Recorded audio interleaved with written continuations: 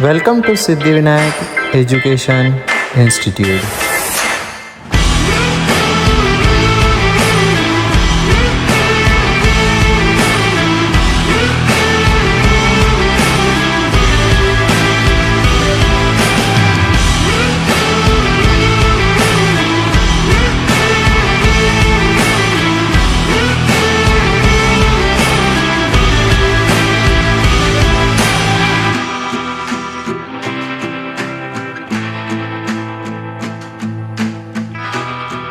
Hello दोस्तों, मैं हूं प्रथमेश फ्रॉम गन्ना एक 11th नीट बैच। तो आज मैं आपको सिखाने जा रहा हूं प्रोजेक्टाइल मोशन। पहली बात तो प्रोजेक्टाइल मोशन होता क्या है। प्रोजेक्टाइल मोशन होता है मोशन इन टू डायरेक्शन, मतलब एक तो मोशन यहाँ पे भी होगा और एक मोशन यहाँ पे भी होगा, मतलब एक्स एक्सिस में भी होगा और वाई एक्सिस में भी होगा। तो हम देखते हैं, पहले देखा जाए तो यह है अपना ट्रेजेक्टरी लाइन, मतलब मोशन की। तो यहाँ पे मोशन हो रहा है। पहली बात तो एकदम अच्छा सा एग्जांपल लेते हैं जैवलिन का, नीरज चोपड़ा सर का। देखिए नीरज चोपड़ा सर ने जैवलिन फेंका है, वो जैवलिन गया है प्रोजेक्ट होके ऐसा। तो पहली बात तो है रेंज। रेंज मतलब होता है जैवलिन ने कितना डिस्टेंस ट्रैवल किया है, तो उसको अपन लिखते हैं रेंज, जिसको डिनोट करेंगे कैपिटल आर से। और फिर एक चीज़ होती है कि जैवलिन ने कितनी मैक्सिमम हाइट रीच करी है, उसको अपन बोल लेंगे कैपिटल एच से डिनोट करेंगे।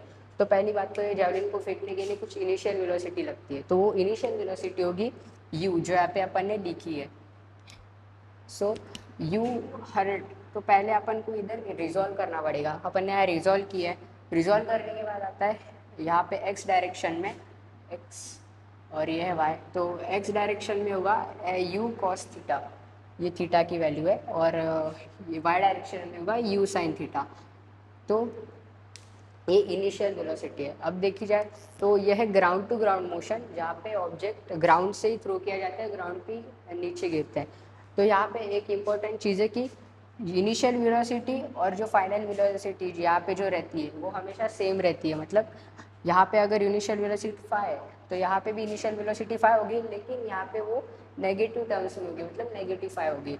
तो इनिशियल वेलोसिटी है ना एक्स डायरेक्शन में जो रहती है, एक्स डायरेक्शन में यू cos थीटा, वो हमेशा सेम रहती है। मतलब वो कभी चेंज नहीं रहती, वो कांस्टेंट रहती है। वो कहीं भी चले जाओ, यहाँ पे वो इनिशियल वेलोसिटी जो होगी एक्स डायरेक्शन में वो हमेशा यू cos थीटा ही होगी। बट लेकिन ऐसा वाई डायरेक्शन में नहीं होता। जो initial velocity in Y direction होती है, मतलब यू साइन थीटा, वो धीरे धीरे चेंज करती रहती है, क्योंकि ऑब्जेक्ट ऊपर जा रहा है फिर नीचे आ रहा है, मतलब अगेंस्ट द ग्रेविटी जा रहा है फिर ग्रेविटी के साथ नीचे आ रहा है। तो जब ऑब्जेक्ट ऊपर जा रहा है देन नीचे आ रहा है। जब उसके बाद जब अपन यहाँ पे एक्सेलरेशन देखेंगे। अब मैंने आपको थोड़ी देर पहले बताया कि वेलोसिटी इन एक्स डायरेक्शन तो कांस्टेंट रहती है, मतलब a x acceleration in x direction हमेशा जीरो रहेगा। लेकिन acceleration in Y direction change होते रहता है, मतलब एक्सेलरेशन इन वाई डायरेक्शन होगा माइनस जी। अब जी क्यों होगा, क्योंकि यार acceleration due to gravity, so minus g होगा यहाँ पे। उसके बाद अब यहाँ पे अपन को फाइंड करना है time of flight. Time of flight होता क्या है, तो अपन को यहाँ फाइंड करना है time of flight. Time of flight होता क्या है, टाइम ऑफ फ्लाइट रहता है मतलब कितने टाइम तक ऑब्जेक्ट हवा में है, मतलब कितना टाइम लग रहा है ऑब्जेक्ट को, प्रोजेक्टाइल को इतना रेंज कैरी करने में, उसको बोलेंगे अपन टाइम ऑफ फ्लाइट। तो उसके लिए अपन पहले सेकेंड इक्वेशन का यूज करेंगे। सेकेंड इक्वेशन होगी इन वाई डायरेक्शन।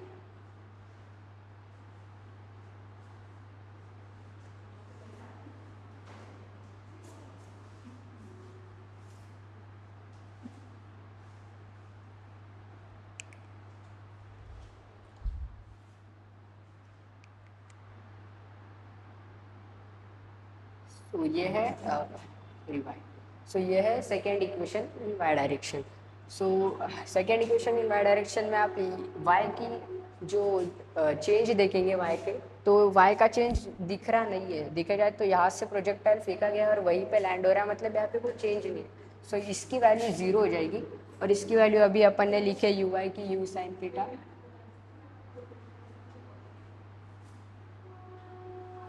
माइनस आएगा यहाँ पे।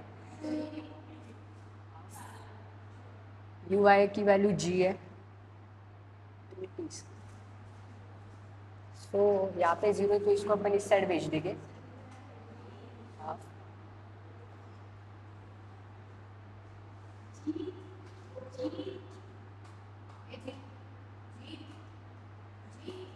तो यहाँ से ये टी और ये टी कैंसिल हो जाएगा।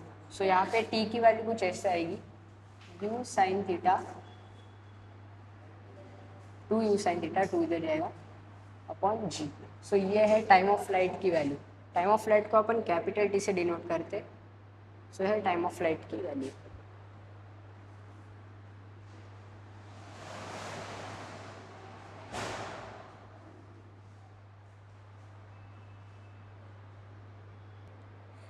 टाइम ऑफ फ्लाइट अपन ने अभी निकाल लिए थे, तो अपन को निकालना है अभी मैक्सिमम हाइट। मैक्सिमम हाइट क्या होता है, मतलब जो प्रोजेक्टाइल है उसने कितनी हाइट अटेंड करी है वो देखेंगे अपन। ये देखो यहाँ पे अपन ने दिया मैक्सिमम हाइट को कैपिटल एच से डिनोट किया जाता है।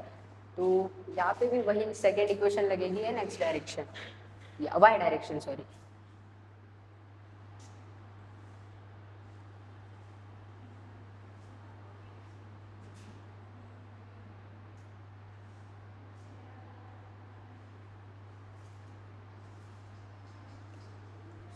तो यू वाई टी क्या होता है, यू वाई टी मतलब चेंज इन वाई डायरेक्शन। अब चेंज इन वाई डायरेक्शन तो मैक्सिमम हाइट है जो यहाँ पे दी है, सो अपन इसको यहाँ पे सीधा एच लिख देते, मीन्स मैक्सिमम हाइट।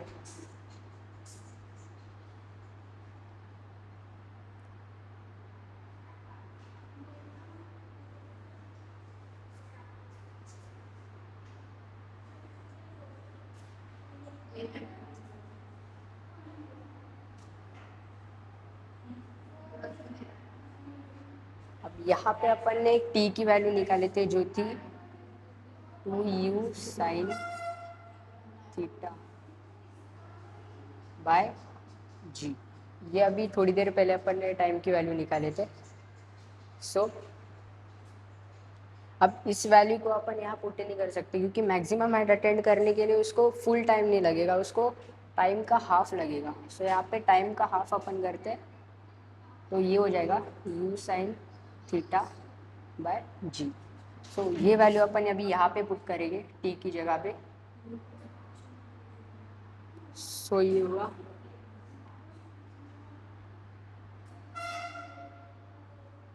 बाय जी।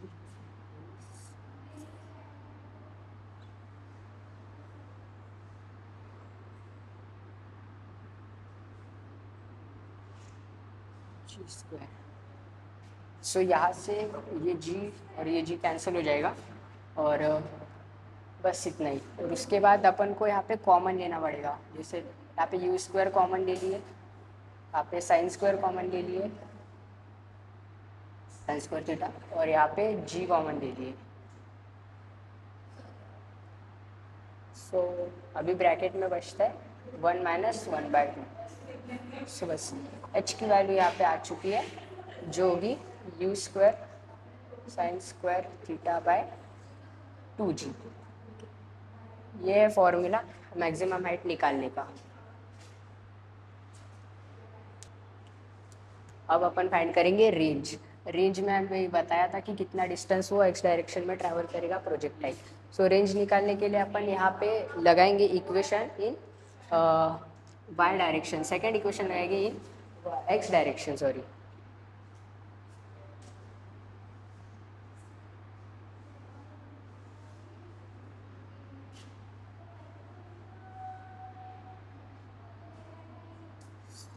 एस एक्स मतलब ये होगा अरेंज, क्योंकि वही है एक्स डायरेक्शन में जो अपन को अभी फाइंड करना है। सो यू एक्स टी, अब देखो यहाँ पे ए एक्स की वैल्यू 0 है। अभी मैंने बताया था यहाँ पे लिखा है एक्स की वैल्यू 0 है, तो वो टर्म पूरी 0 हो जाएगी। तो यहाँ पे बस रहेगा यू एक्स टी। तो यू एक्स टी क्या है, you cos theta into T. अब यहाँ पे जो टी की वैल्यू अपन ने फाइंड किए थे वो बस यहाँ पे पुट करना है।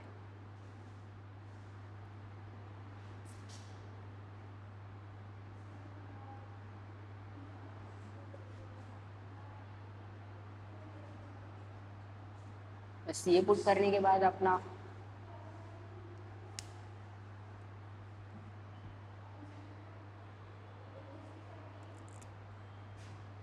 तो बस ये आ चुका है आंसर। ये बहुत इजी था।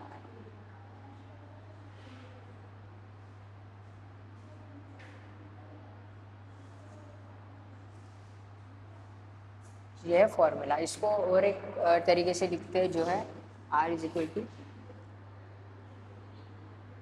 सॉरी,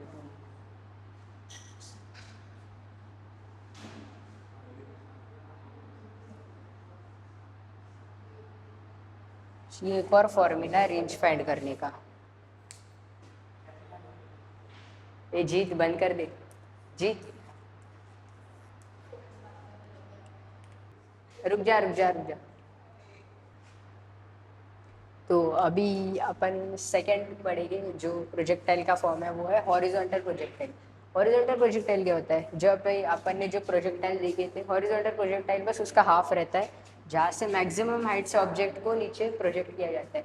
तो पहली बात तो ये कि यहाँ पे वेलोसिटी जो होगी वो सिर्फ एक ही डायरेक्शन में दी होगी, जो होगी एक्स एक्सिस पे। जो वाई एक्सिस पे अगर वेलोसिटी दे दिए तो वो प्रोजेक्टाइल हॉरिजॉन्टल में नहीं रहेगा, वो कुछ अलग बन जाएगा।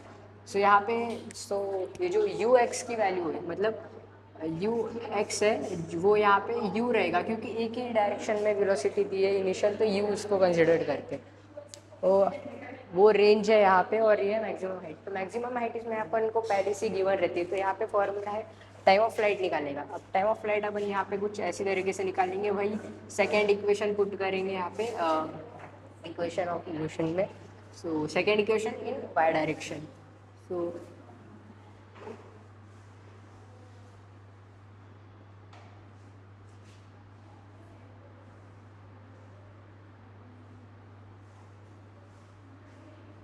अब यहाँ पे यू वाई तो अपन को पहले से गिवन है, जो है एच इज मैक्सिमम हाइट। सो यहाँ पे एच अपन लिख देते।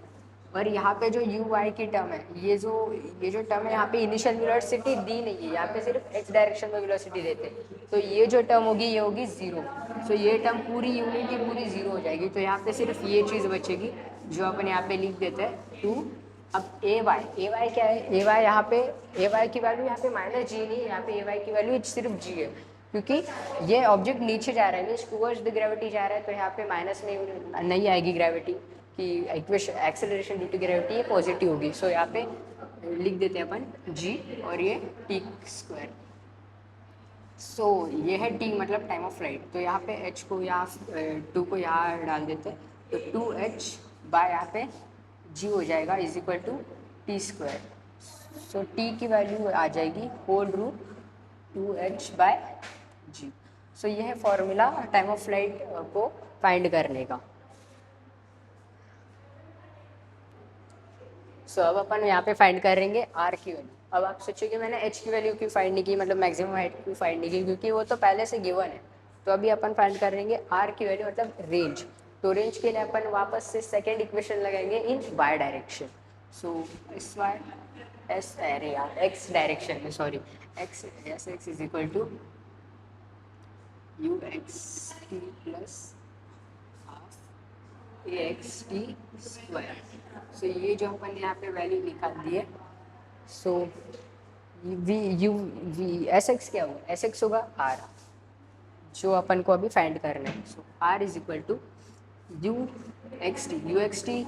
अपन ने देखे कि यू एक्स सिर्फ यू दिया है क्योंकि एक्सेलरेशन सिर्फ एक ही डायरेक्शन में दिया था, तो इसको यू लिख दे देते, यू टी प्लस हाफ ये पूरी टर्म है ना जीरो हो जाएगी, ये पूरी टर्म जीरो हो जाएगी क्योंकि acceleration in Y direction zero होता है जो यहाँ पे अभी लिखा है।